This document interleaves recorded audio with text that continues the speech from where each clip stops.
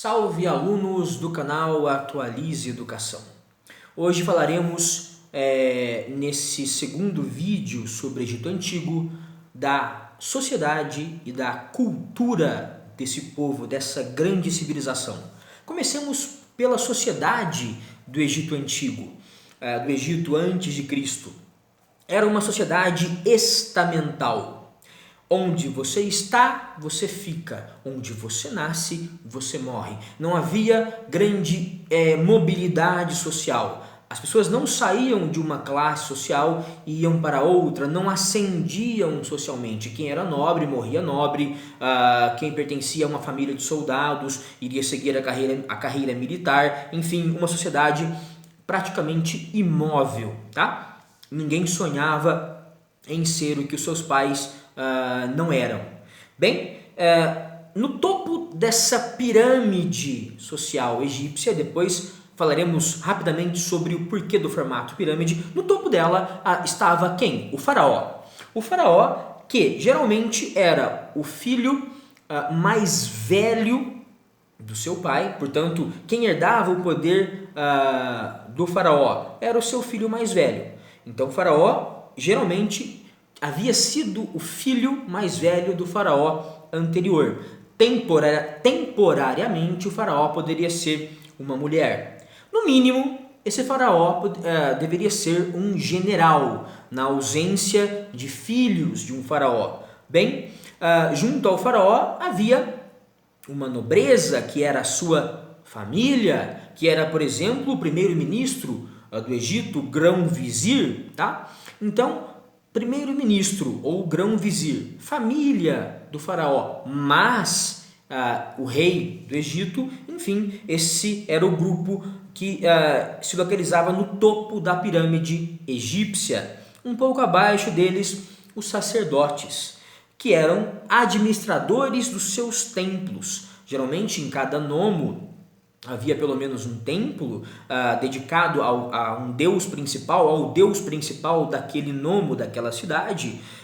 Esses faraós, sacerdotes, tinham a função de aproximar o povo daquele nomo, daquela cidade, do seu deus protetor, mas também tinham uma função política muito importante, a de justificar o poder do faraó, a de afirmar constantemente para o povo egípcio que o poder faraônico vinha dos deuses Amon e Ra, dos criadores do mundo e do universo, sendo um poder, portanto, inquestionável. Esses sacerdotes recebiam terras do faraó e não trabalhavam nelas, mas permitiam a camponeses trabalhar e morar nelas em troca de altos impostos. Os faraós, então, permitiam aos sacerdotes serem senhores de terra, digamos assim, serem nobres, explorando o trabalho dos outros, algo que seria muito comum na Igreja Católica medieval. Abaixo dos sacerdotes temos os escribas. Os escribas podem ser chamados de uma burocracia estatal. Quando falo de burocracia estatal, me refiro a funcionários do Estado, do governo, que cuidam da burocracia, da documentação, da papelada. O que faziam os escribas? Escreviam as leis, contabilizavam os impostos, uma função importantíssima, faziam a cópia e a guarda, a proteção e conservação de textos sagrados, textos, por exemplo, que justificavam o poder do faraó e a miséria do povo. Os escribas também faziam o registro da vida, da biografia dos faraós. Abaixo dos escribas, que também ganhavam terras para explorar os camponeses, abaixo dos escribas havia os soldados que formavam um exército permanente que protegia as fronteiras do Egito, que expandia essas fronteiras atacando outros invasores. O exército egípcio era de fundamental importância por uma razão muito simples. Povos nômades do norte da África e da Península Arábica e também do Oriente Médio como um todo, por exemplo, Israel, vinham ao ataque do Egito em busca de uma vida melhor às margens do rio Nilo. Vejam a importância desse rio na videoaula anterior em que falamos de geografia política e economia. Bem, esses soldados faziam essa proteção de uma região tão cobiçada por povos africanos, árabes e do Oriente Médio como um todo, e também faziam a proteção, é claro, do faraó. Soldados, escribas e sacerdotes, reforçando, recebiam o direito de explorar as terras do faraó, colocando camponeses para trabalhar nelas. Esses caras, sacerdotes, escribas e soldados, não pagavam impostos ao faraó, só recebiam esses impostos em forma de colheita e produção agropecuária dos camponeses. O faraó, lembrando, já falamos disso no vídeo anterior, era considerado o dono, o proprietário de todas as terras. Ele cobrava os impostos dos camponeses, mas não cobrava de escribas, não cobrava de soldados, não cobrava de sacerdotes, não cobrava do seu grupinho ali em cima da pirâmide. A pirâmide vai se alargando na medida em que ela vai se aproximando da sua base. A base são quem? São os trabalhadores, são os produtores. Artesãos são os trabalhadores livres cujo ofício, cujo trabalho é manual, é produção material. Temos o ourives, que trabalha com ouro, fabricantes de joias, ceramistas, que fazem utensílios domésticos de barro. Temos escultores, alfaiates, tecelães, que do linho fazem tecidos que são exportados para além do mar Mediterrâneo, além dos artesãos. Temos os comerciantes, é preciso que alguém venda esses artesanatos, esses produtos, esses tecidos de linho, por exemplo. Quem é o comerciante? É esse trabalhador livre, cujo trabalho é executar a troca comercial. Troca de um produto pelo outro ou troca de um produto por dinheiro, isso mesmo. A economia egípcia era baseada tanto no comércio por escambo, um produto trocado por outro, quanto no comércio monetário. Era uma economia monetária também, né? O comércio era baseado no escambo e na economia monetária, no uso do dinheiro. Enfim, os comerciantes trocavam produtos ou vendiam produtos dentro das aldeias, das cidades egípcias, chamadas nomos, ou entre elas, ou até vendiam, exportavam para outros países, importando outros produtos. Um exemplo disso é que o Egito trocava o seu linho e o seu vidro pelo cedro que vinha da Fenícia, pelas joias que vinham da Fenícia, o atual Líbano. Enfim, um comércio muito rico, um comércio que usava também o rio Nilo para o transporte desses produtos. Havia também os profissionais liberais, que eram trabalhadores livres, assim como artesãos e comerciantes, mas cujo ofício era intelectual. Por exemplo, engenheiros e médicos. Por fim, camponeses e escravos. Os camponeses, chamados felás, habitavam as terras do faraó, produziam trigo, linho, cevada, gansos, porcos, cabras, ovelhas, gado e entregavam parte de sua produção para o faraó, que era dono das terras. Isso era servidão coletiva. Todos servem, a coletividade serve ao faraó, dono das terras, dono da vida de todo mundo. Esses camponeses eram chamados de felás. Escravos eram prisioneiros de guerra. Trabalhavam geralmente no ambiente doméstico das famílias das classes superiores e nas minas, basicamente em ambientes domésticos e nas minas. Nos filmes, os escravos aparecem em grande número, mas na realidade eram poucos. O Egito não conquistava tantos povos, mas basicamente se defendia de invasores externos. Outra imagem que é passada nos filmes é de que os escravos construíam pirâmides, mas não é bem isso. Quem realmente construía as pirâmides eram os camponeses, eram os trabalhadores livres do campo em forma de servidão coletiva, né? Em forma de servidão, de servir ao faraó, que era Amon e Ra na terra, era um deus na terra. Sobre a cultura do Egito, tá?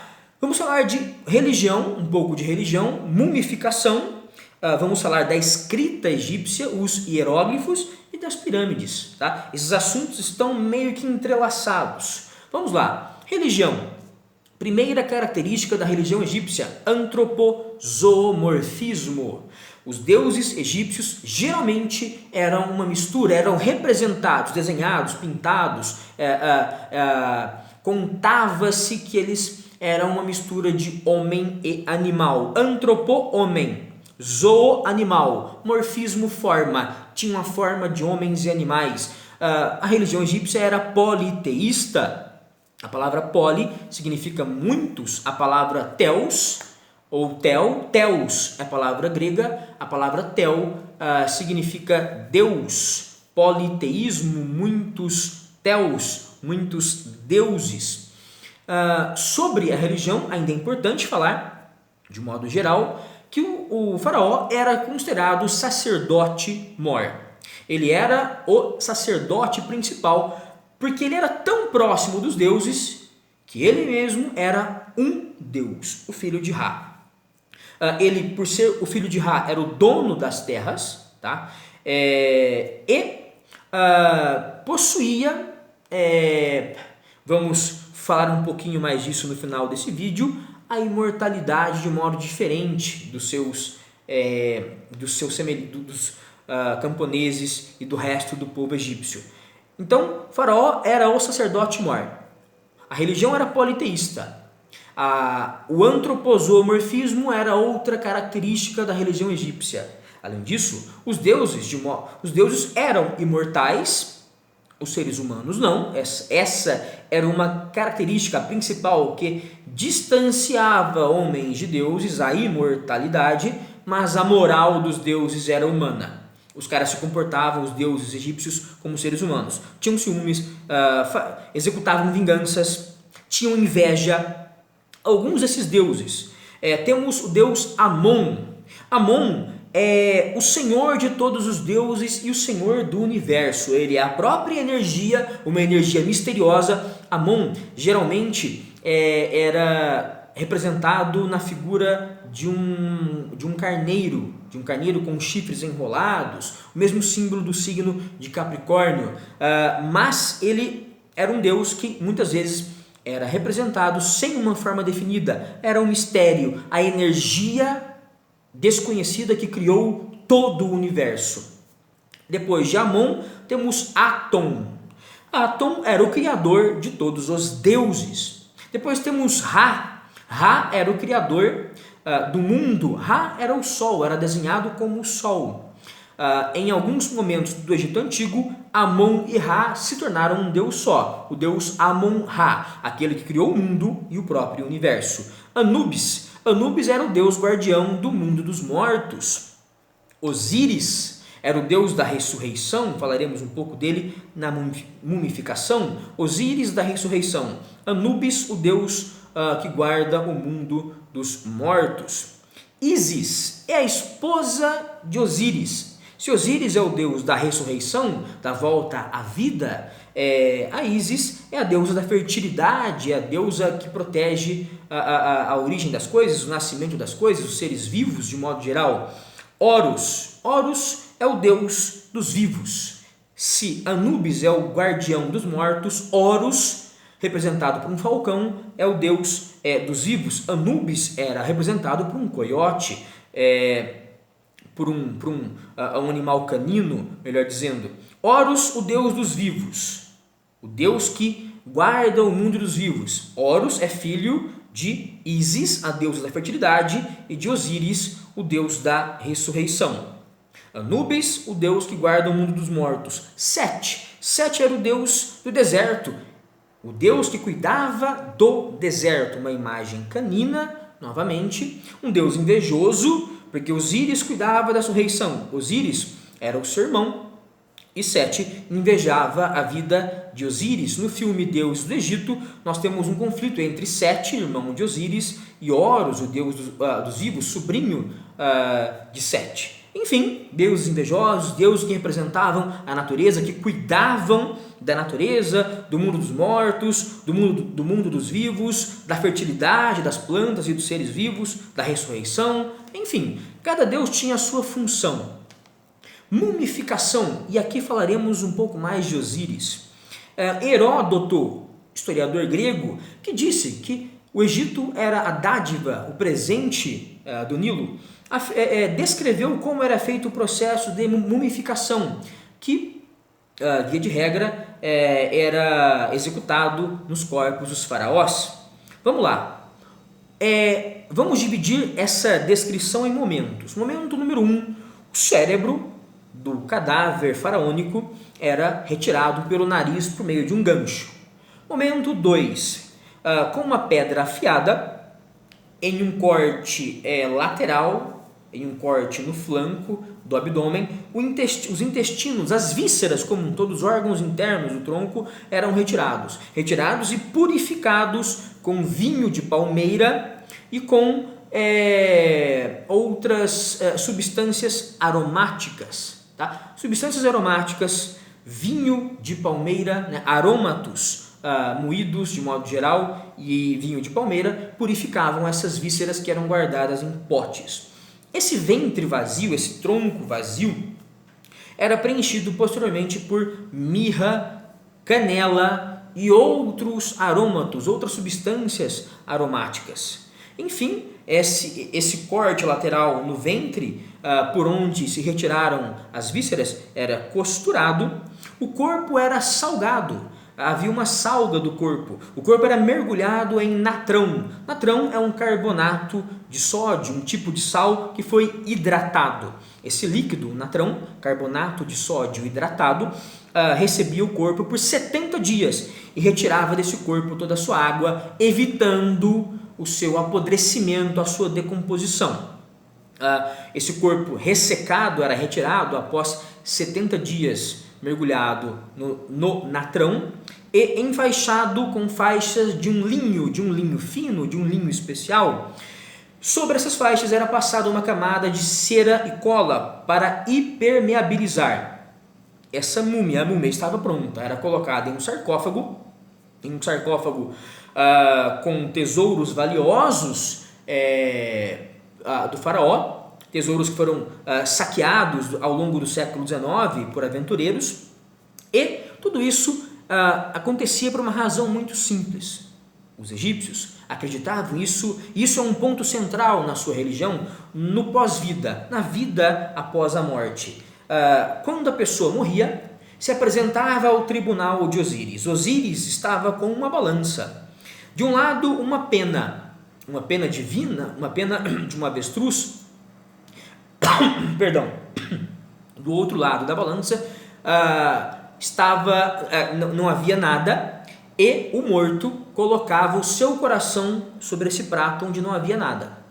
Se o morto em vida foi justo, e justo quer dizer o quê? Quer dizer que ele cumpriu basicamente o que a vida esperava dele. Foi um camponês que trabalhou, foi um bom sacerdote, foi um bom soldado, fez o que a sociedade esperava dele, não inventou moda, não quis sonhar, não quis desafiar as regras sociais. Se ele foi justo, se ele foi um cara que sempre foi verdadeiro com as suas obrigações e com os outros, não mentiu, não usou o nome dos deuses em vão, sempre foi um cara que pagou os seus impostos, se ele teve uma vida justa, obediente, o seu coração vai pesar menos do que a pena, ou vai pesar igual à pena. A pena está daqui, o coração de cá.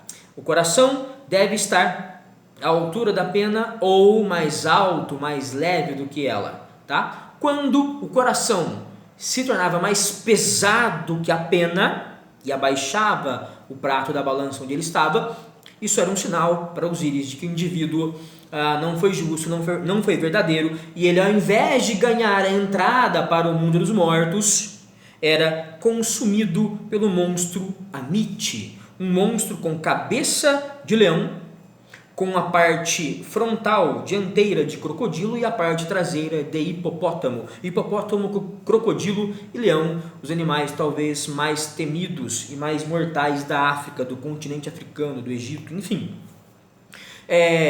Com o seu corpo devorado, a alma ficava penando pelo resto da eternidade. enfim, a alma daquele sujeito injusto, daquele sujeito que faltou com a verdade, que foi desobediente, por aí se vai. Hieróglifos. Havia 3 tipos de escrita no Egito Antigo: os hieróglifos, a escrita chamada hierática e a escrita chamada demótica. Os hieróglifos eram uma escrita sagrada. Os escribas usavam essa escrita, esse código, para escrever nos templos, para escrever nas pirâmides, que eram túmulos, enfim, somente em locais sagrados, em livros sagrados, essa escrita, os hieróglifos, era usada. Aliás, a palavra hieróglifo vem de 2 palavras gregas, a palavra hieros, que significa sagrado, e hieros, e a palavra glyphen, que significa escrita, glyphein, escrita, hieros, sagrado, escrita sagrada. Depois do hieróglifo apareceu a escrita chamada hierática, que basicamente eram hieróglifos mais simplificados, desenhos mais simplificados, e que, portanto, continuavam sendo uma escrita sagrada, a escrita hierática, que aparecia geralmente em textos sagrados. Por fim, a escrita demótica, uma escrita laica, não sagrada, que aparecia em textos que falavam de leis, aparecia na literatura, na arte como um todo, aparecia na ciência. A escrita demótica era a escrita da ciência, da literatura e das leis. O demótico era uma escrita, portanto, mais popular, mais comum. Hieróglifos, hierática e demótica, as 3 escritas do Egito Antigo. Quando se descobriu, se identificou o que significavam os hieróglifos, a escrita demótica, a escrita hierática?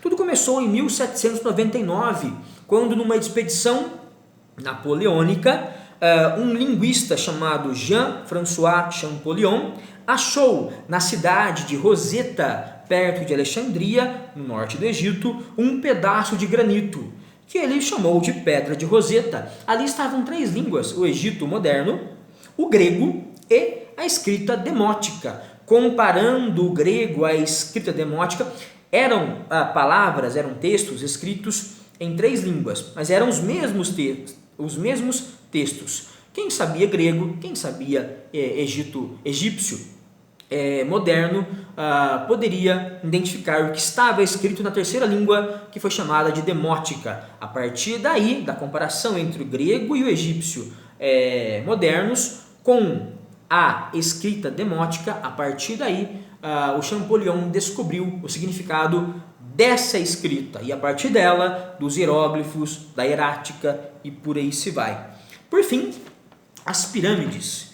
As pirâmides do Egito eram túmulos requintados, túmulos que não eram subterrâneos, túmulos cuja base era ou triangular, ou quadrada, ou em forma de pentágono ou hexágono, tendo 3 lados, 4, 5 ou 6. Essas bases levantavam edifícios gigantescos. Para exemplo disso, falemos da pirâmide de Quéops, a pirâmide maior de todas elas. A pirâmide do faraó Quéops possui 174 metros de altura, 230 metros de largura na sua base, 2,3 milhões de blocos de pedra, cada qual pesando de 2,5 mil quilos a 60 mil quilos. Blocos de pedra de 2,5 toneladas a 60 toneladas, somando um número de 2.300.000 blocos. Essa pirâmide, pesadíssima, portanto, gigantesca, alta, quase 180 metros, isso dá um prédio de mais de 60 andares. Enfim, essa pirâmide ela levou 20 anos para ser construída e consumiu o trabalho de 100.000 homens. A pirâmide de Quéops é uma das 3 mais famosas. Quéops, o avô, Quéfren, o filho, Miquerinos, Quéops, o avô, Quefren, o pai, Miquerinos, o neto. 3 faraós que construíram na península de Gizé essas 3 pirâmides, esses 3 túmulos que estão sobre o solo. 3 túmulos que se tornaram a imagem mais famosa do Egito Antigo, a imagem das pirâmides de Gizé, protegidas pela esfinge, por aquele monstro com corpo de leão e cabeça de homem, de faraó. Enfim, as pirâmides foram uma evolução da mastaba. A mastaba foram os primeiros sepulcros, as primeiras sepulturas dos nobres, dos reis, dos soldados, dos escribas, dos funcionários do rei, dos sacerdotes, eram de base retangular e eram subterrâneas. O morto era enterrado. O seu cadáver ficava sob as areias, base retangular, e em cima da areia se levantava uma pirâmide de apenas 6 metros em média, 6 metros de altura sobre a areia, 30 metros de comprimento por 15 de largura, um túmulo bem mais modesto do que as pirâmides. Das mastabas surgiram as pirâmides, mas quando as pirâmides apareceram, as mastabas continuaram a existir. Isso dependia do poder financeiro da pessoa, do poder político da pessoa. Ela iria fazer uma pirâmide ou uma mastaba.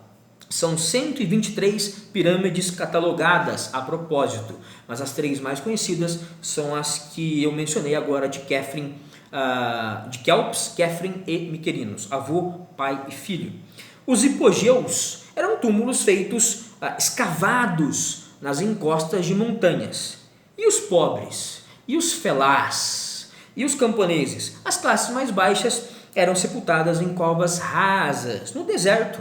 Era feita uma injeção pelo ânus, uma injeção anal de essências, de óleos, de aromatos, de substâncias aromáticas e de vinhos que dissolviam os órgãos internos, contribuindo para evitar a decomposição. Após essa injeção, o corpo era envolto em faixas de pele de animal e enterrado em covas rasas. A areia, que não é nada úmida, ajudava a evitar a decomposição desses pobres cadáveres. Enfim, ficamos aqui. Foram 2 videoaulas falando sobre cultura, sociedade, política, economia e geografia no Egito Antigo. Em outras aulas, poderíamos falar de modo mais profundo sobre a política ou sobre a cultura, mas por hoje é só. Até lá, muito obrigado, tchau!